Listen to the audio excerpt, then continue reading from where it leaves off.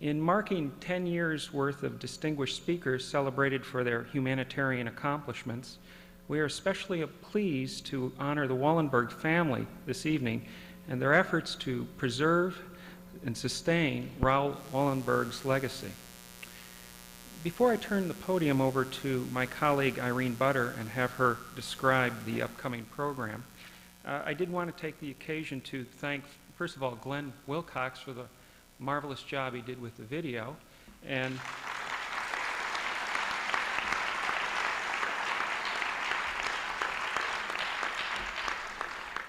a word of thanks as well to the selection committee who worked so hard, not just this past year, to arrange for guests to appear and create a program for them, but also their efforts over the past 10 years to sustain and keep the spirit alive behind this lecture series. We all owe a debt campus-wide to those folks who've given their time freely and unstintingly for such an honorable initiative. Thanks.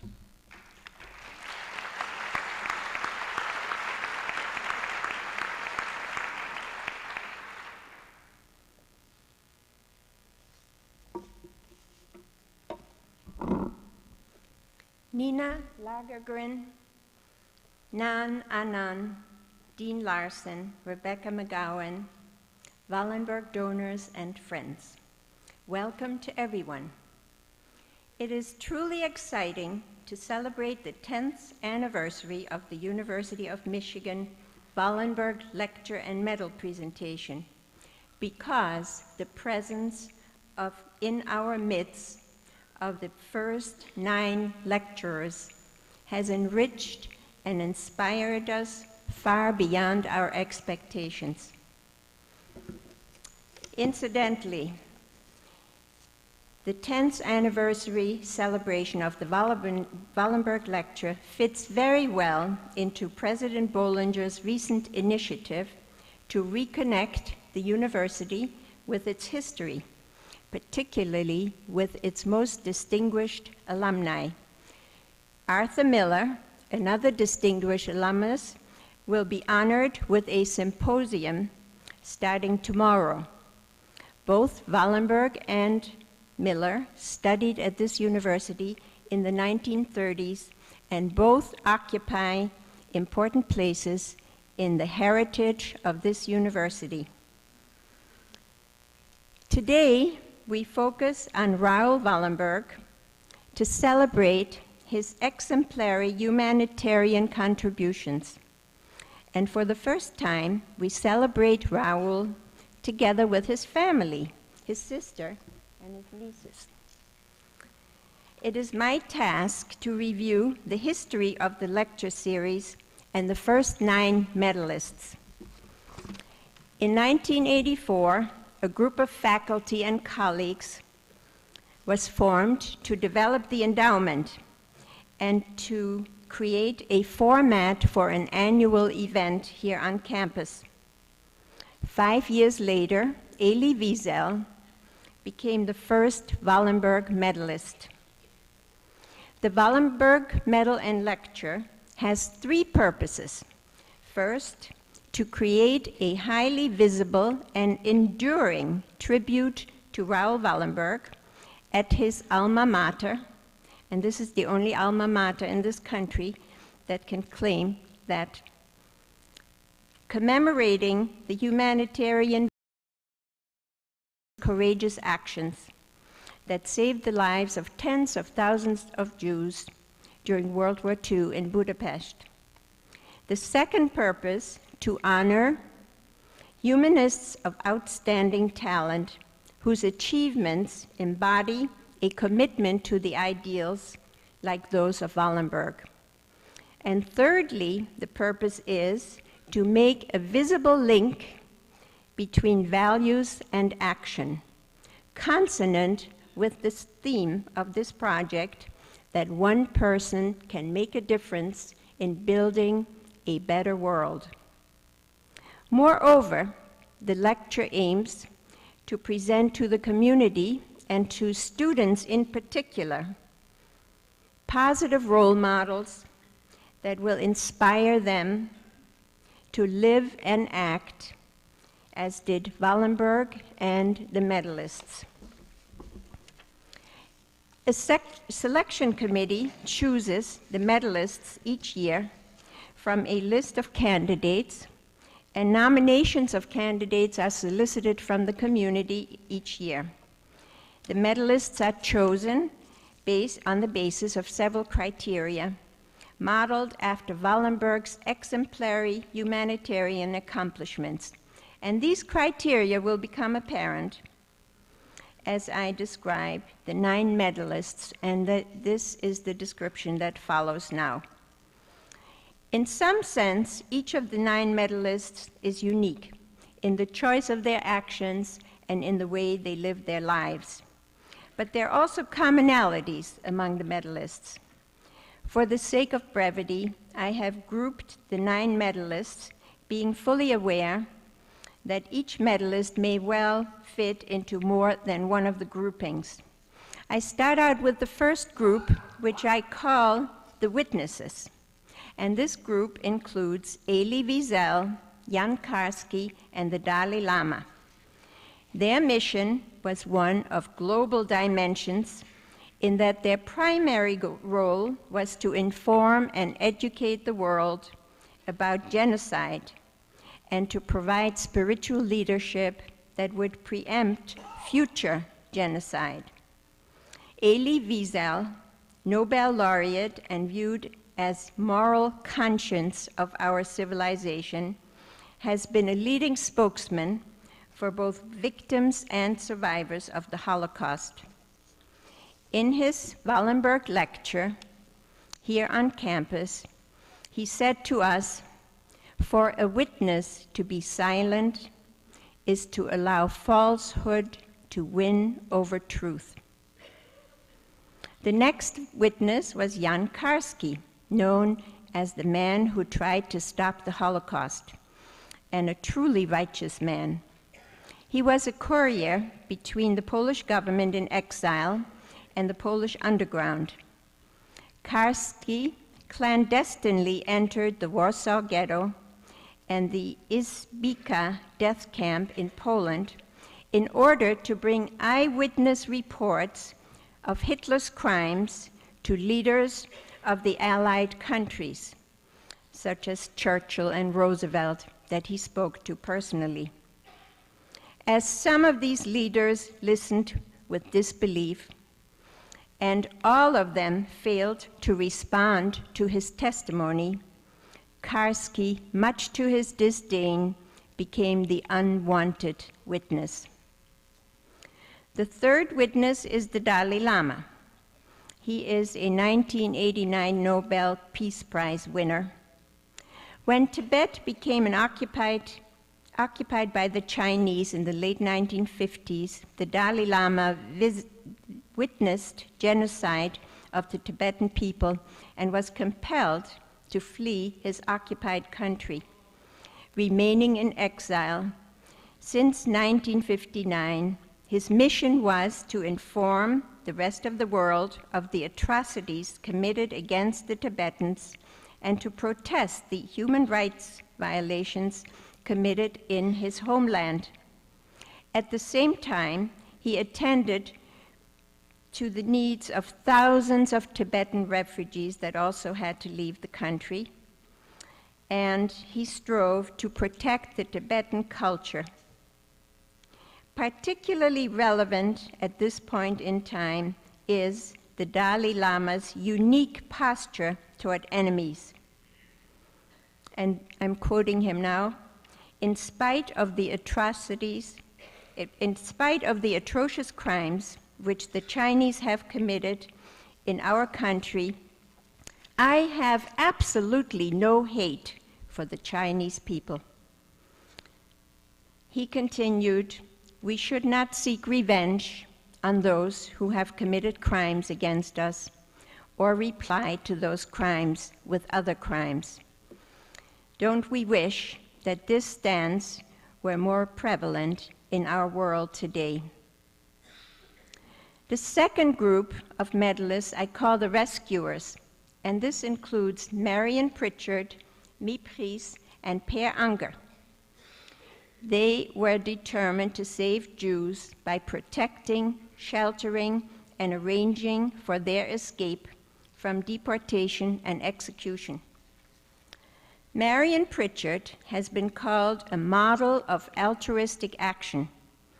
Putting herself in jeopardy, she became involved in every aspect of rescue activity. She identified hiding places. She accompanied children to safe havens. She brought food, clothing, and papers to those in need. And she herself hid 3 children for some time. The scope of Pritchard's efforts even included the shooting of a Nazi. Her actions touched the lives of hundreds. Mépris, the woman who sheltered Anne Frank and her family, is the epitome of selflessness in taking care of all their needs, the needs of the family in hiding. For over 2 years, she acted at great personal risk to do what was right, decent, and just. I simply had no choice, she told us, as it is our human duty to help those who are in trouble.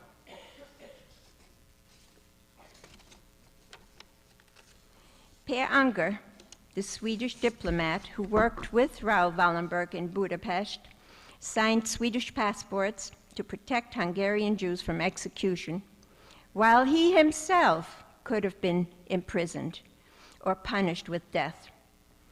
Ever since the end of World War II, Unger passed over his own heroism and spent much of his life praising and preserving the memory of his friend Raoul Wallenberg.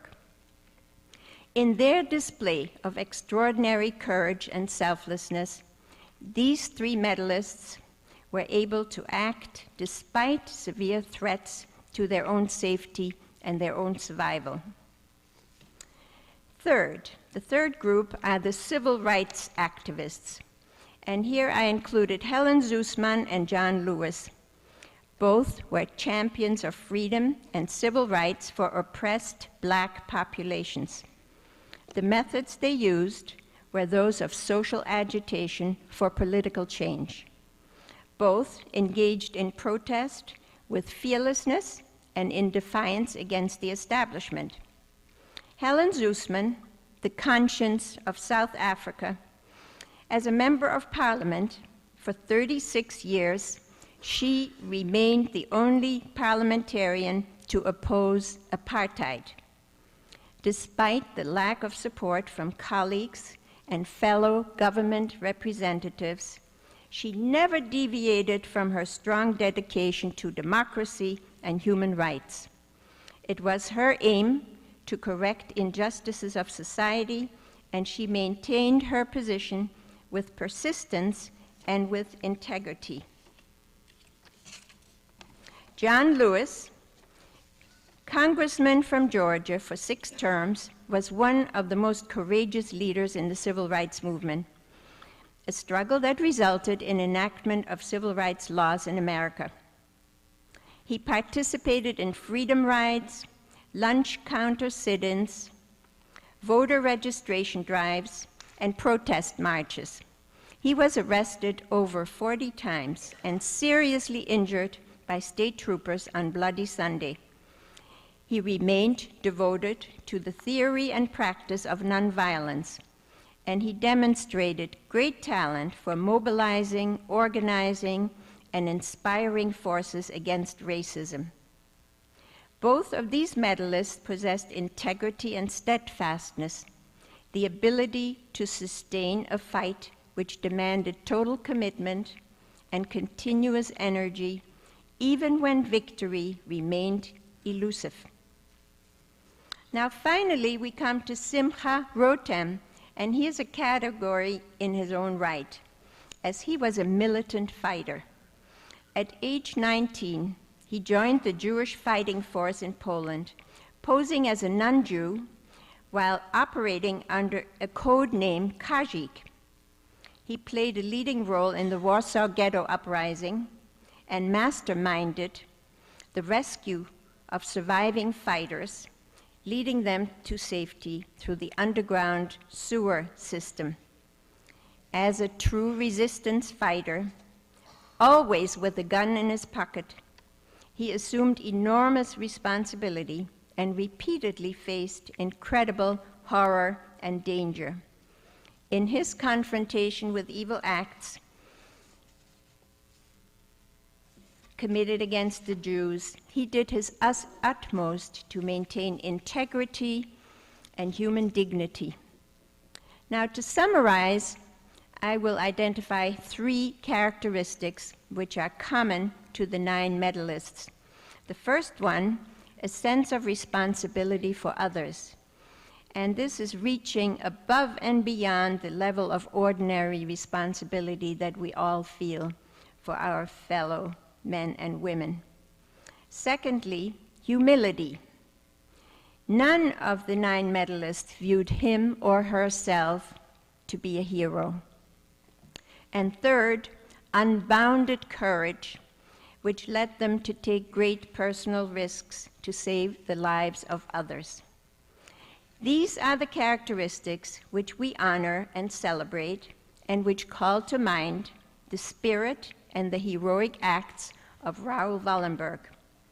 For the 10th anniversary of the lecture and medal presentations, we decided to focus on Raoul himself. Because we want to learn more about the hero we celebrate each year, we invited his sister, Nina, who can provide insights and tell stories for which there is no other source. So that's what we're here for today. And I would like to introduce Regent Rebecca McGowan. Regent McGowan was elected to the Board of Regents of the university in 1992. She is a highly dedicated regent, and we very much appreciate her presence with us at this special event. She has served other leadership capacities at the University of Michigan, such as past chair of the Leadership Council of the Center for Education for Women, and as former member of the board of directors of the University Musical Society.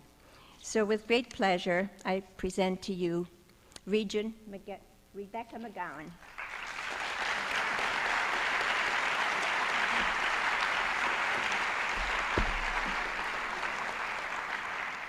Thank you, Professor.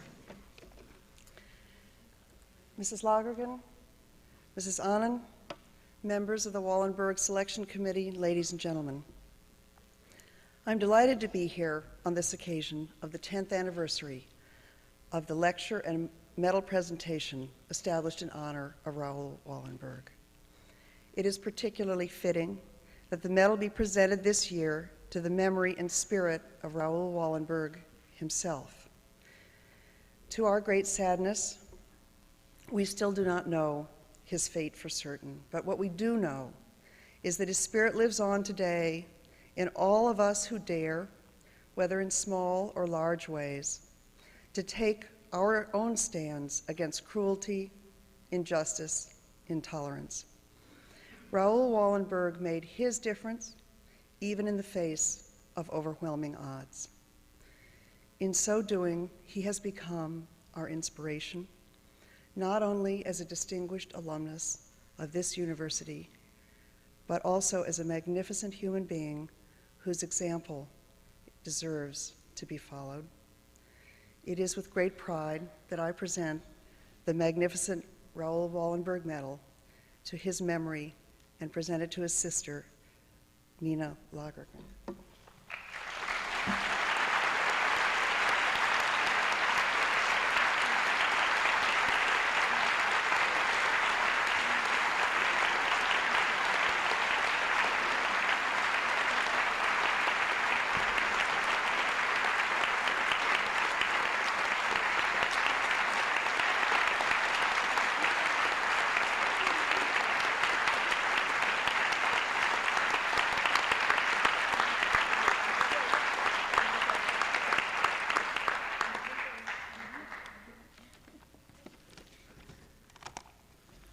Well, ordinarily, it would fall to me to introduce the guest lecturer this evening, but fortunately, we have in our company the guest lecturer's daughter, who can do a far better job of introducing her than myself.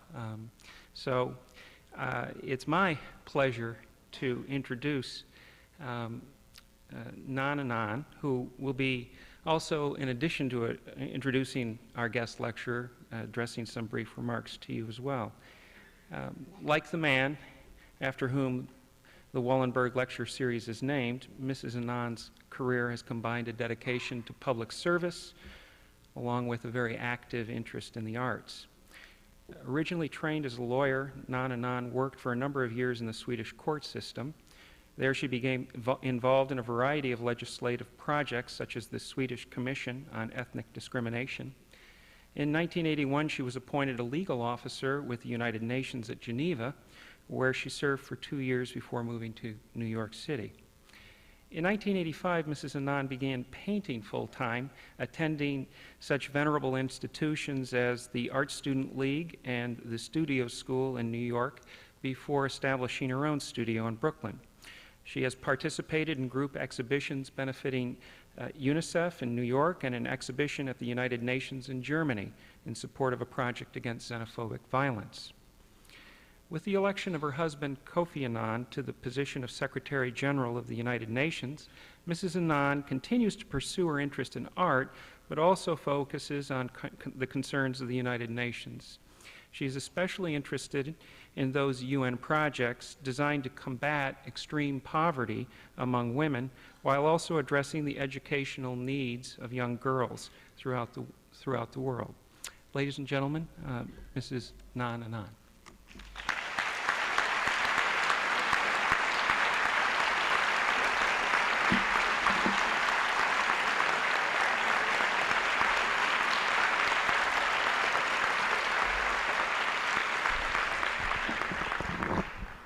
It's wonderful to be back to Ann Arbor again. We were here last year with my husband when he was giving the commencement speech at this fantastic stadium. And this today has been very moving when my sister Mi, who is sitting here also. Will you please stand up?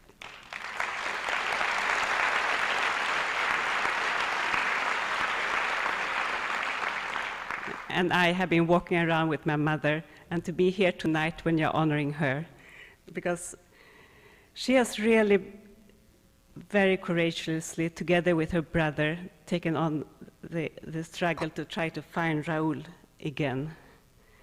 And for me, it's of special importance also, because I am the little girl, well, now I'm slightly older, born in October 1944, to whom Raul, in his last letter to his mother, sends lots of kisses. I'm often asked, why did Raul agree to go to Budapest? And I try to answer that the Universal Declaration of Human Rights was born out of the horrors of World War II, the declaration that Eleanor Roosevelt fought so hard to achieve. I'm convinced that the ideals of its first article inspired Raul to act, although it was not yet written. All human beings are born free and equal in dignity and rights, and shall act towards each other in a spirit of brotherhood. Raul writes back to Stockholm, to me there's no other choice. I have accepted this assignment, and I could never return home without knowing that I've done everything possible in human power to save as many Jews as possible. And yet he came from a safe country that was outside the war. He didn't have to go, but he did because he believed that what was happening was a crime against humanity, against human beings born free and equal. We know today that in spite of the good intentions of the international community, there are still wars and civilian populations caught up in armed conflicts. And when I travel around with my husband in the world, I have met with the children in armed conflict. In Angola, I met the orphans of war. It was my first experience. And suddenly 80 boys gathered to sing me a song which went straight to my heart. And they sang, "We are children, we need a mother who hugs us. We are children, we need a father who takes care of us. We are children, we need education. We are children, we need a childhood. And after each phrase, they sang the most difficult for me to take, what can you do about that? And I think of that question when I meet with UN workers who tirelessly work in dangerous situations for what they believe in. Like Raoul, they may have left a safe home somewhere because they could not just stand idly by.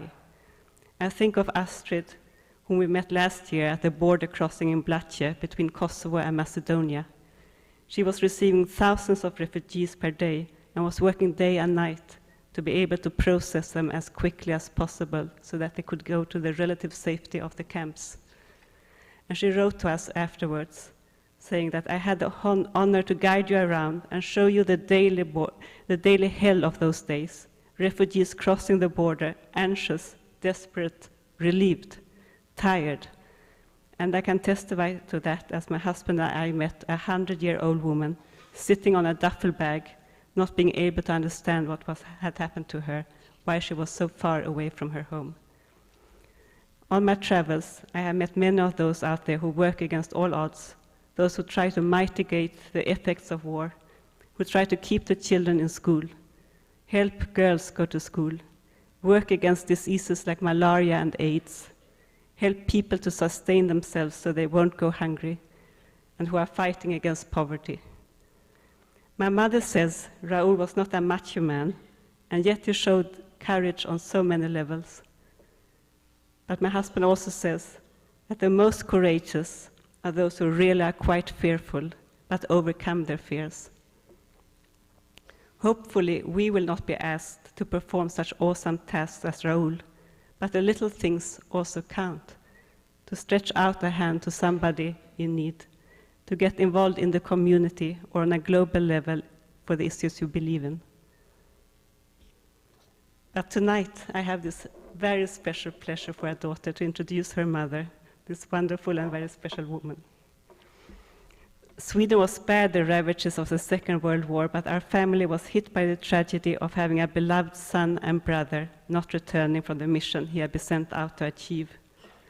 My grandmother, Raoul's mother, set out on her lonely crusade to find her son, supported by her husband and her 2 children, my mother, Nina Lagergren, and my uncle, Guy von Dardel.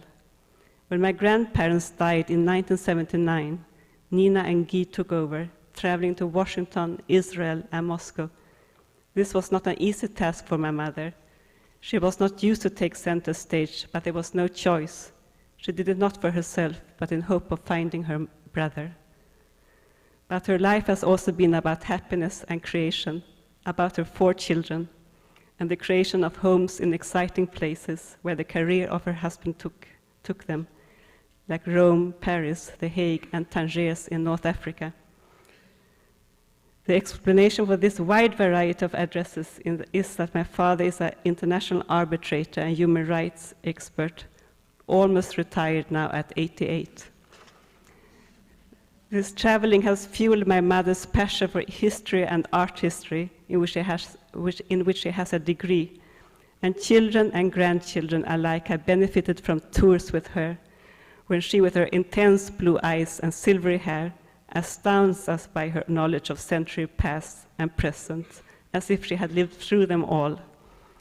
She will soon celebrate her 80th birthday, but I think you will agree with me that she is as young as any one of us, in heart and in spirit.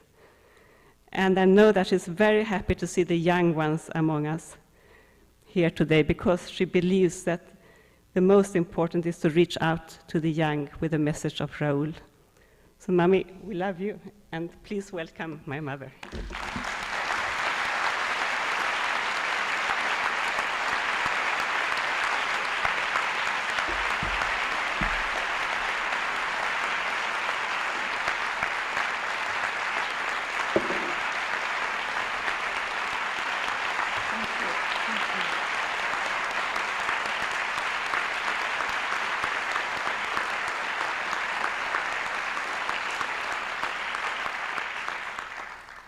May I call you all dear friends, because I feel so welcome here in Raoul's old university. And it has been like a fairy tale this day, going in the footsteps of Raoul, imagining him on his way from his lodging to the architecture school, which we also were able to see today. And everybody has been so wonderful to us, and knowing so much about Raoul as if they had been his brothers and sisters. And it has never happened to me before, this sort of intimate relationship with everybody who has worked so warmly and with such dedication for creating all these wonderful institutions and lectures to keep Raoul's deeds always in front of everybody here and everywhere. It spreads like drops of water, and we are amazed that you keep up this so energetically. It's a wonderful help for us in Sweden for our cause. And I want to thank you all who have been on the committee for your wonderful work, and I can't tell you what it means to me. You know that 20 years ago there was a great action internationally for Raoul.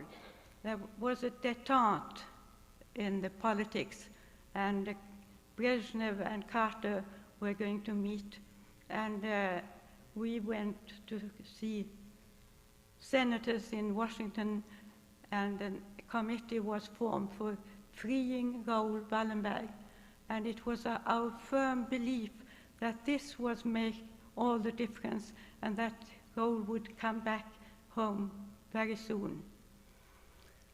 And nobody knew about Raoul at that time abroad, here or elsewhere, because it had been a unilateral cause between Russia and Sweden.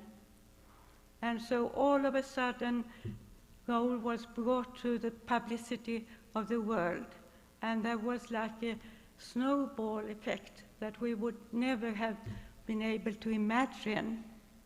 And publishers and journalists, authors, filmmakers, everybody rushed to make stories, write books, and make films about Raoul. And they came to me to ask, now we have read everything we could find about Raoul, but can't you tell us what he was like as a person, and how come that he did what he did? And so I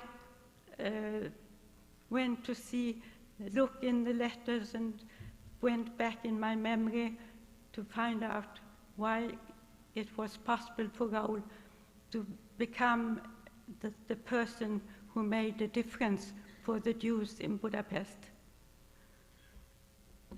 And so I had to go right back to his birth and to my mother, who was a beautiful young woman who married in 1911 to a beautiful young man with lots of talents. He was a naval officer, very good looking, speaking lots of languages, perfect to perfection, and being a painter.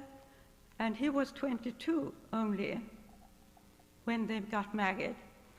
And only after 3 months he became ill. He got a trachoma, kind of cancer that was at that time incurable. And the father of my mother, who was a professor in medicine in Stockholm, he wrote desperately, sadly, that there was nothing to do. This young man with so much future in front of him and expecting a baby, his wife, of course, would die And he waned away after 5 months and died in May 1912. And my mother expected Raoul to come in August, and she was desperate, this wonderful young woman, and thought that life was finished for her, losing this wonderful husband. But she went to stay with her parents, and Raoul was born on a Sunday, and he became the love of his surrounding with his grandparents and his mother. And he was a healthy and joyous and sweet baby. And my mother, who was only 20, she was a wonderful mother. She gave him lots of responsibility and self-confidence, and he had an enormous big garden to go roaming about. And from the very start, he was a joy of the family, this small family. But after only 2 months, the father of my mother died. So there were all of a sudden 2 widows taking care of this little boy. And he became the protector of these 2 women, because already at the very start he was full of empathy and sweetness, and he wanted to take care of his little mother, who has lost her husband. And of course it was a great sorrow for him to be without his father. But he said to his mother that we have to be happy anyway. So he tried his best to console his mother.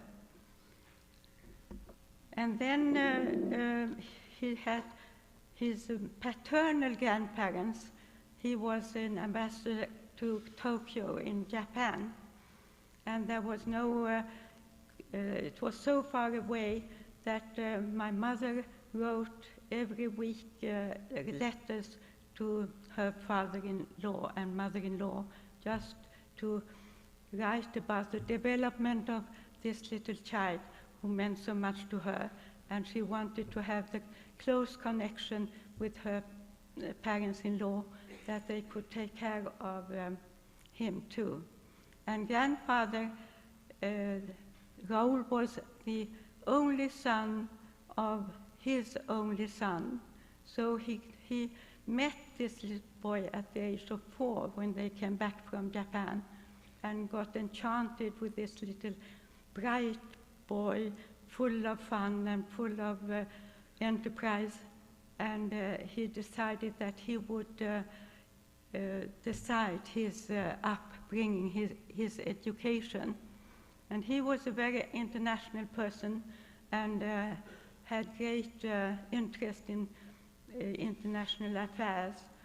And he wanted Raoul to become a citizen of the world, which was at that time rather unusual, for Sweden was a very close society, and they didn't travel as much as we do now. And so he sent this little boy to Germany to learn German at the age of 10, and he had a wonderful gift for languages, so he picked up the languages very well, very little accent really. And then he was a great mimic, so he could mimic the way people talked. And then as he discovered that his grandfather took such interest in him, he had to study hard and read everything he could get hold of. Geography and history was his favorite subjects at school, but also the industries of the family, Wallenberg, as you perhaps know, that was a banking family with great interest in Swedish industry. And he got the reports from the industry at the age of 10. And because he had to become write letters to grandfather to tell about his interests and take part in grandfather's interests and so on, to become a discussion partner. And then he went to France in the summer and learned the perfect French, and only after 2 weeks in the family he stayed with, he wrote long letters in excellent French, which is quite amazing. And then, of course, English finished this language. And then he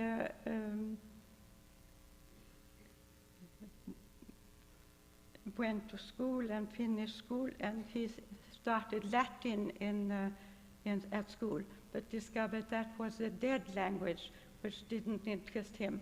So he swapped to Russian, and he had a wonderful émigré aristocrat as teacher who was full of enthusiasm and interesting. So he learned Russian with great pleasure.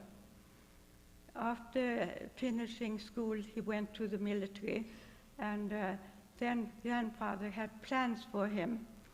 He wanted him to go to America, and to a university in America, which was to become an arbor. He didn't want him to go to the so-called snob universities on the East Coast.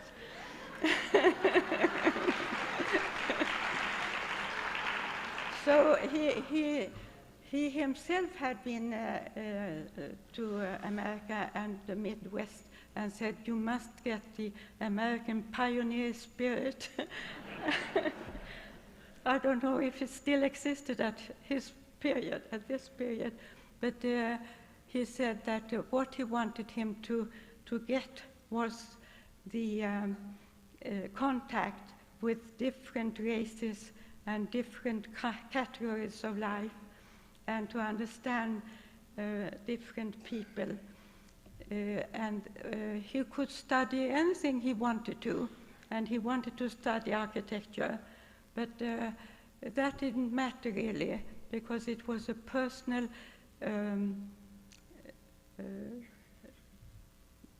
his qualifications that mattered to grandfather, that his personality was developed.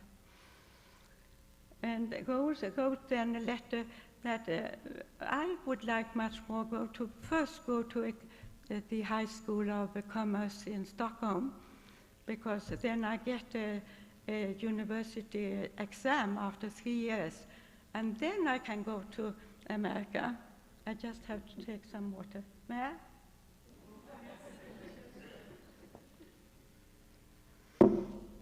And then he got a very angry letter from his grandfather saying that that is not at all the idea I have for my plan. Because then there is a risk that you get caught in the society life of Stockholm and meet some girl who would bring disaster to my plan. And you would be caught in family life and children, and then of course you could never again be a free man to do what I want you to accomplish. And that of course decided this question. And I must say that grandfather was a great patriarch from the 19th century, and he was used to be obeyed and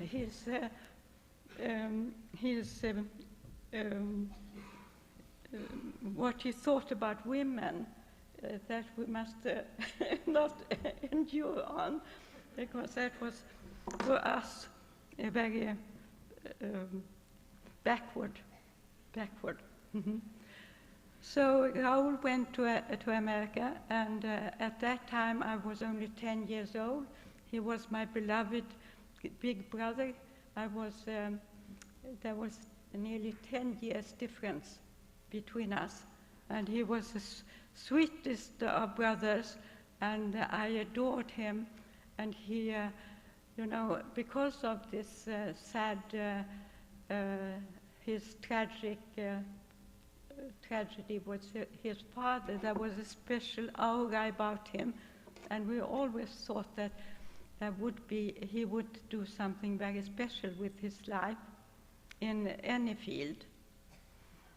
And so he went away for nearly 4 years without coming home for vacation, because he knew that grandfather paid the expenses for his education here. So he tried to be as modest as possible, and he was very modest, because we didn't belong to the rich part of Wallenberg family, and so he did everything he could to make the money reach as long as possible. So then he decided to go and see the most of America as possible, and he went first with Greyhound bus, and then he wrote home that was very boring. And he decided he would hitchhike. And then he learned diplomacy, because he went very early in the morning and got shaved at the gasoline station, shaved, and he had some kind of reserve uniform. What is it called? Anyway, that he looked very smart and very tidy, not to put people off to take him up. And then he went to the bus stations and where the lorry people were in the morning, and he had long talks and discussions, and to get the longest trip to go as far as possible, and that needed much diplomacy. And then he went to Chicago for the World Fair, and he decided that he would go to the Swedish pavilion and ask to get a job, just as a volunteer, of course. And he said that the pavilion wasn't rightly lit up. You couldn't see it so properly. So we went up to the nearby skyscraper and said, couldn't you get a sort of light like this to go down on the pavilion, so it must be lighted in the evening? And he got through his negotiation power and charm. And after that, the pavilion was lit beautifully in the evening. On the way home, he checked again, and there was a car coming with the four rather sort of dangerous-looking men. They picked him up, and then after a while, they went on a side track on a road, a little road, into the wood, and eventually stopped the car and robbed him with the pointed gun. And he wrote a long letter about this adventure, and he just finished the letter saying, "You mustn't worry, Mother. Next time I will be wiser. I won't have the money so easily available." And then he decided that they must bring him back to the high road so that he could get new car and not get stuck in the wood. And they put him in the front with his suitcase on top. And then they thought perhaps he has a police or something hiding somewhere. So they threw him off, and he had to walk back to the highway. And eventually he got home safely to Ann Arbor.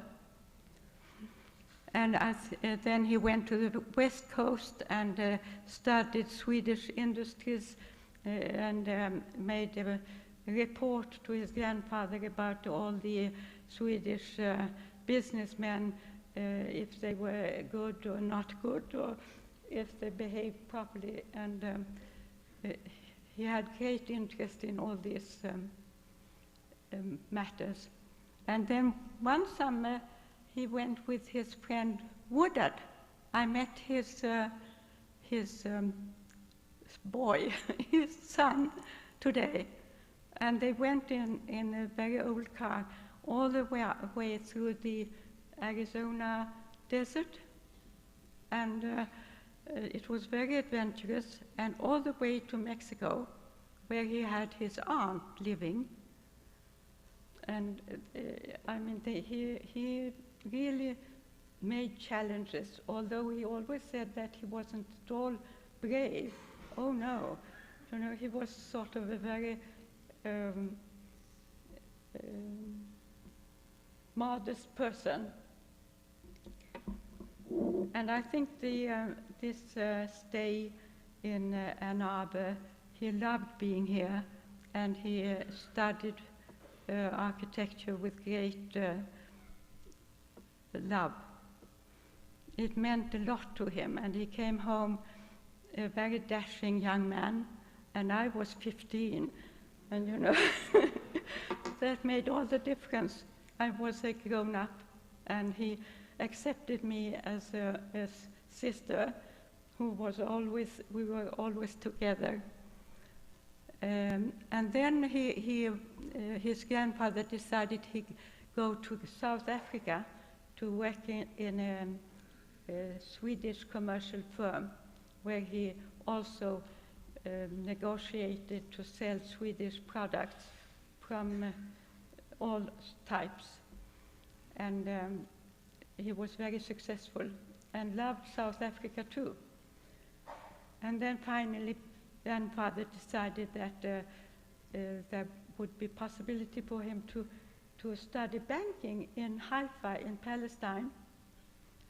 And that, of course, was one of the things that made,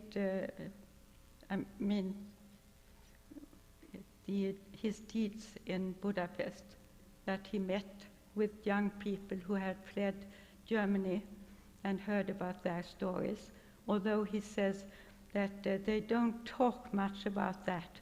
They just look to the future and how very enthusiastic and brave they were. But it certainly marked him, and that was in '36.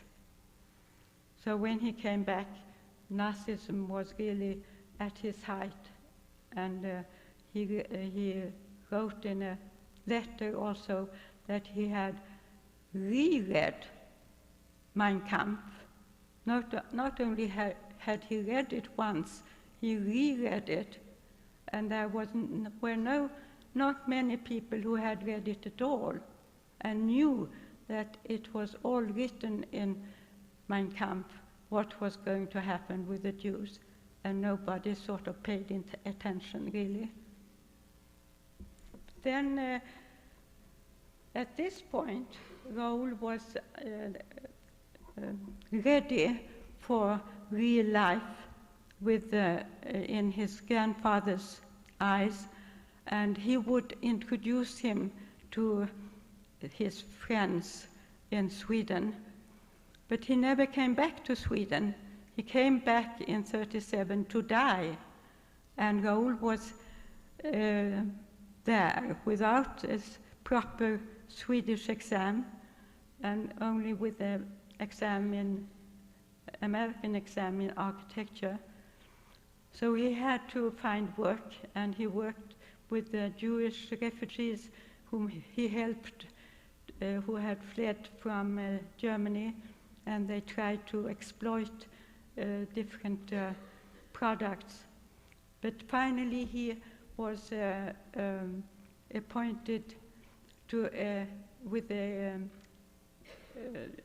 Jewish Hungarian director in export and import firm with Hungary and Middle Europe. And because this Jew couldn't travel to Hungary to make business, and Raoul had to do that.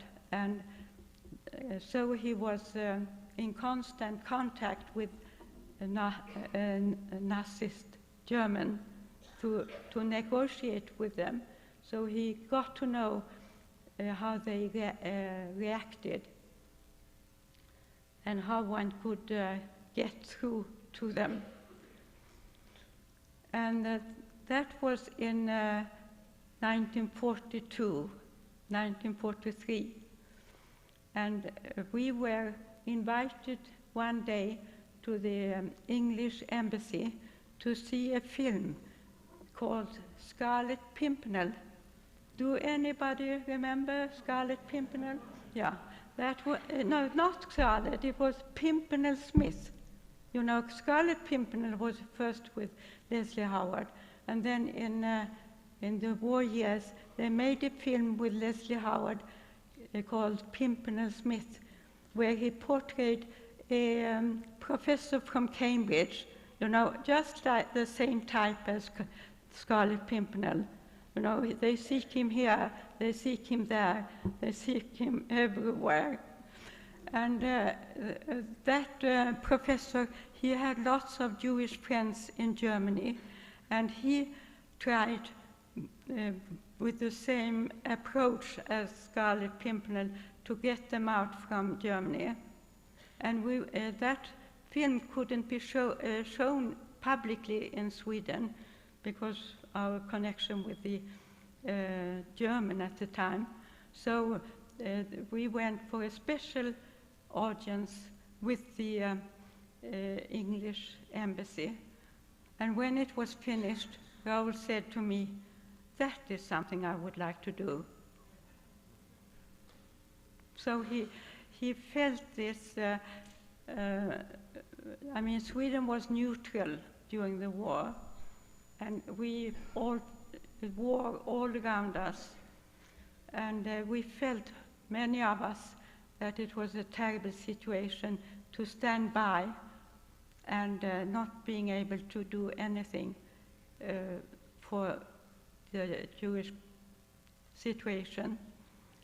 And by that time, almost all the Jewish population in Europe had already been sent away to camps and killed.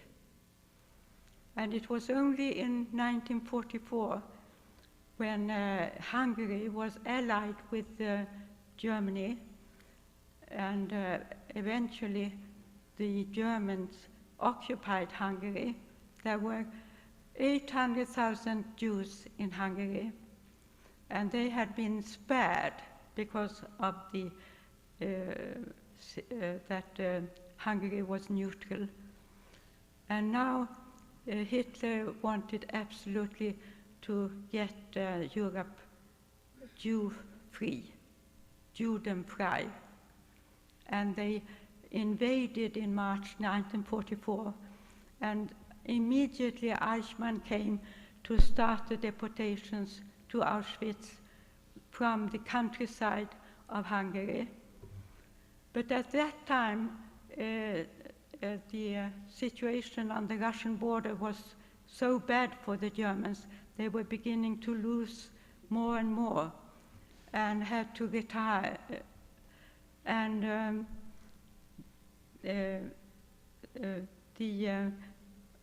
then finally the Jewish organizations in US and the President Roosevelt, who had established the War Refugee Board decided to intervene and ask Switzerland and Sweden, the only neutral countries in Europe, to get somebody who could take on the mission of saving the Jews of Budapest.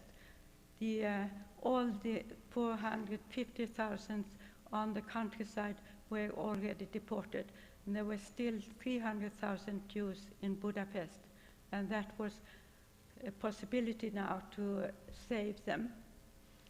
And so this, they asked Raoul to take on the mission, and he immediately said, yes, I will go, but I want to have absolute free hands to do whatever I think necessary to save as many as possible.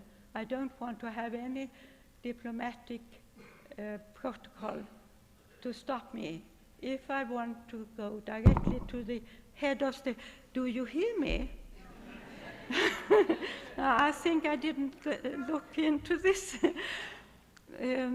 That he made up a little list of points that he wanted the government to agree upon, that he could pay for getting help if he had to, and that nothing could stop him for doing what he thought was necessary.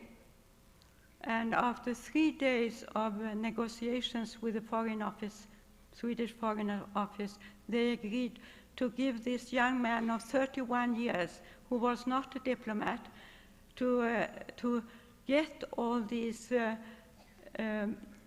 absolutely undiplomatic things. Because he said, I can't do anything if I don't get absolutely free hands. And he got it. And so he went away to Budapest on the 9th of July. He arrived there. And then already the deportations had stopped because the Swedish king, just in the same days, had sent a telegram to Admiral Horthy, the head of state in Hungary, saying that the whole world is now disgusted and shocked if you send away Jews. And you must, for your own and Hungary's honor, stop this. And that was the same time as Himmler decided that it must be stopped, because he wanted to have separate peace between the Allied and Germany. So he sent away Eichmann again, and they actually stopped the deportations. But Raoul started at once with the idea of making a Schutzpass, and he designed a paper with blue and yellow, like the Swedish flag, and with lots of stamps and signatures of the ambassador, etc. Looking very impressive, and really also being impressive. The Germans accepted these 4,500 passports, which were delivered to Jews who had something to do with Sweden, who could prove that they were either family bonds or business relation with Sweden. So there were, you know, that all these Jews weren't allowed to work anymore, and there were lawyers and doctors and intellectuals and industrialists and businessmen on the top of the society who became the close counselors of Raoul to enable him to do the work he had to do. And he worked more or less day and night, and he made all his co-workers do the same. So they worked in shift, but thanks to this Schutzpass, they didn't have to wear the yellow star, and they were provided quarters, and Raoul bought about 32 houses to put the Jews in. So about 30,000 Jews were saved behind the Swedish flag. So already in September, Raoul wrote home and said, now we have put everything in order, and the whole organization with the food to all these people living in the houses, medical center, food and so on was organized. And he said that now I have a feeling I can go back home because everything is under control. And that's when the putsch came in October with the Hungarian Nazis, and then it became berserk, the whole situation, and they plundered and they killed people, and they said they wouldn't accept any of the Schutzpass, and they dragged the inhabitants out of their houses, and Raoul did everything to stop and get back all these passes. So that was a terrible, terrible month before the Russians came in January. And that is when Raoul went to see the Russian military and was put under Russian protection, so to say, protection. And we already on the 17th of January, we got to know that Raoul had been received by the Russian military and stood under their protection.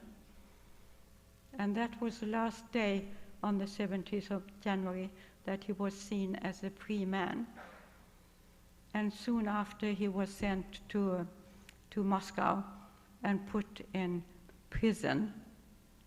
But that we didn't know until long after.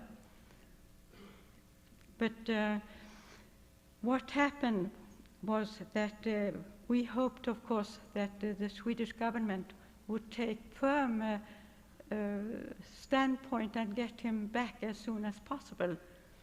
But unfortunately, we had lived in peace so long that we didn't stand up to the Russians in the way they understand with power.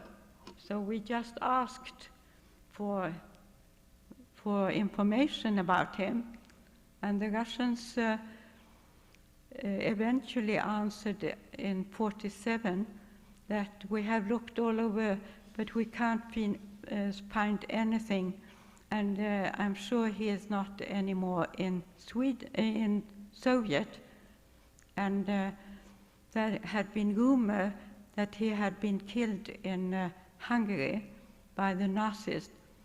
That was disinformation. And that was quite a different situation with two Swiss diplomats who had been taken at the same time. And Switzerland had reacted at once and said, we want these diplomats back as soon as possible. And they got them exchanged, and they were back within a year. But in Sweden, they only politely asked for information about Raoul, and that was a language that the Soviets did not understand. That confirmed their eventual suspicion that Raoul was a spy.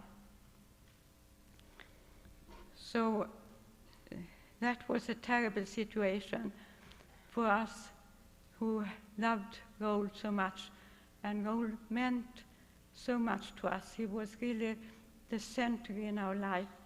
We lived very close. He lived very close to us and came every morning for breakfast and dinner, and he was full of fun and was a delightful person to be with. And he had all the qualifications for his great challenge of his life.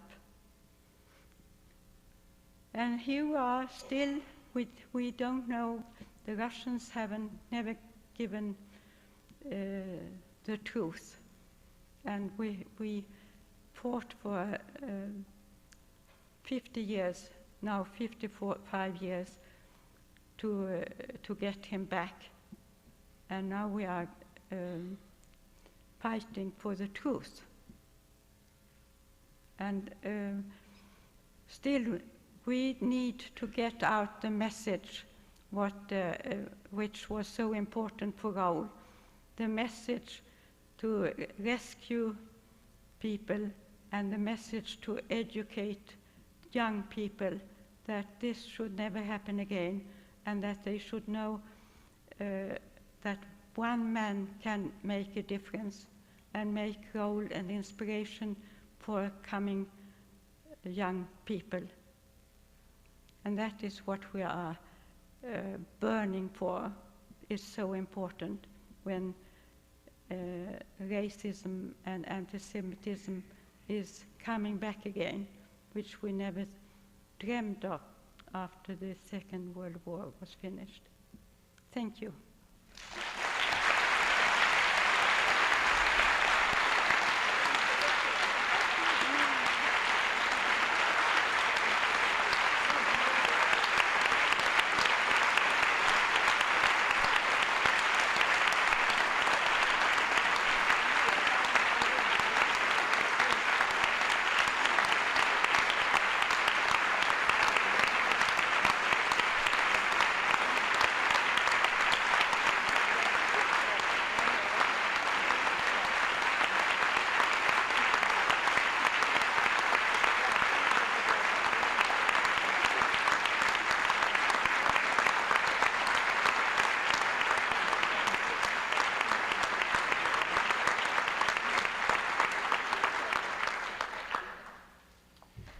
Mrs. Lagergren welcomes questions if you have any.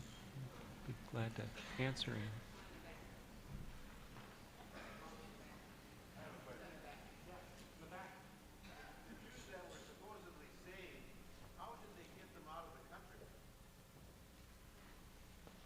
The question is, the Jews that were saved, how were they taken out of the country? They were meant to be taken out of the country, but that was only, they couldn't really, because they couldn't get through Germany.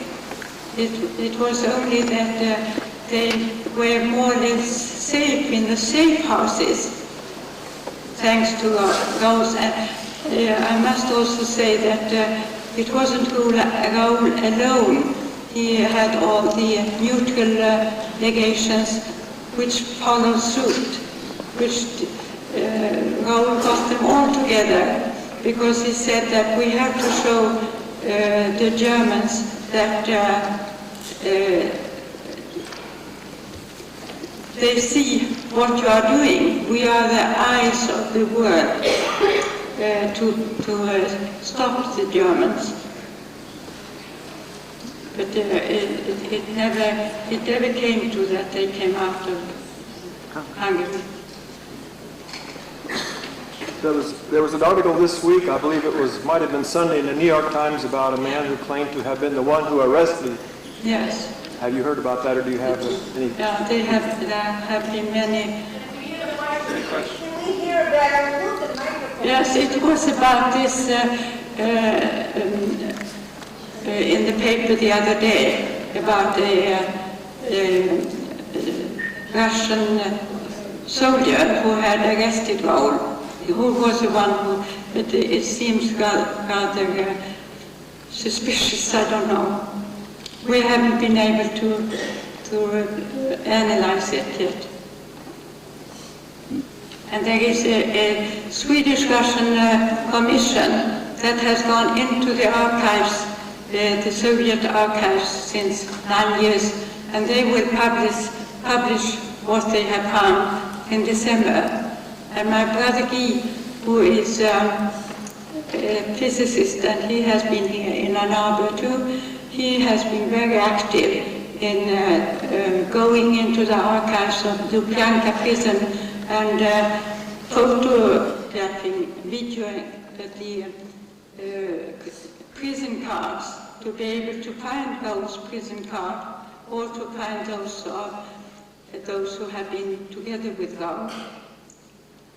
So he has done tremendous, difficult, hard work in Russia.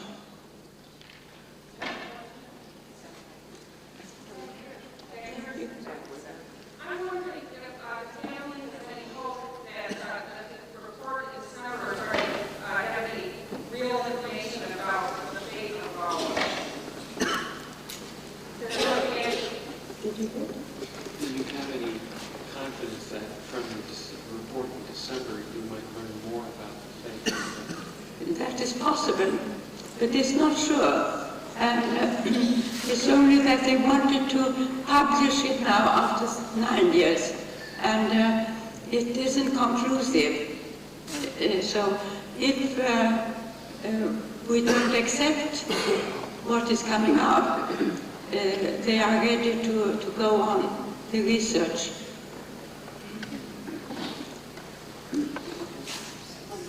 Yeah? One more question.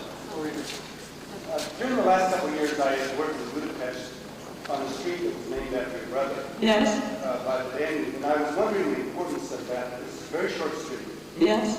And I worked in really a wonderful building with a courtyard. Mm-hmm. And I was always curious. I was told that it was a safe house. Yes. Have you been on that street? Yes, of course. Yeah. And what is the importance of why did they select that street? Yes, because the Jewish middle class, which was really so many, intellectuals and businessmen and doctors and so on, they lived in Pest, the flat part of Budapest. And on Buda side, that's the old castle and so on, but Raoul went to live with his cottages as they were taken to these safe houses where, in that part where the Jews had lived. And then they took these, where the cramped families in the same apartments, etc. And all these streets connected to Raoul's street was where the safe houses were. And then the Wallenberg goes out into the Eastbound Park, and that's where the monument was put up already in 1947 and dragged away by the Russians and was later found. And now they have made a copy of it, so it's back in the Eastbound Park.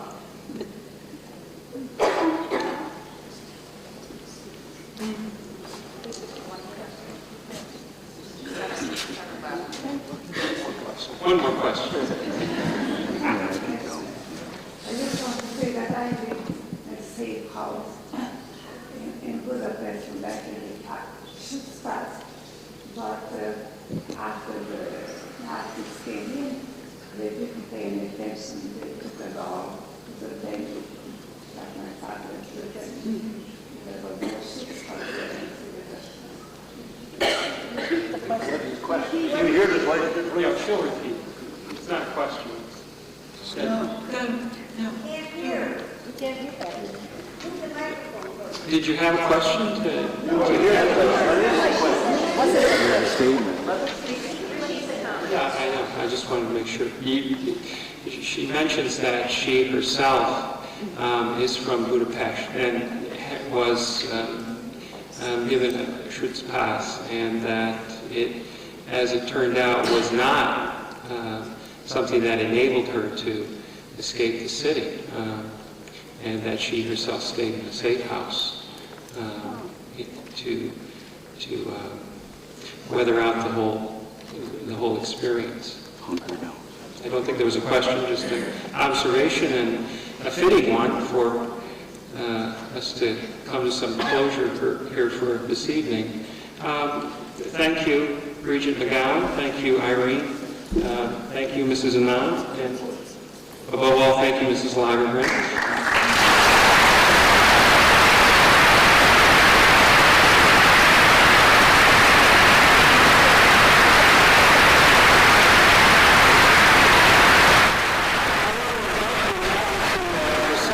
On the second floor. If you go out to the lobby, you'll see an elevator to your left. I'm sorry, if you go right past the doors, you'll see an elevator to your left. If you go further into the lobby and head off toward your left a few steps, you'll see a stairwell that will guide you up to the second floor in the East Study Lounge. That's the large room on the far east side of the building. And we welcome all of you. Thank you. Good night.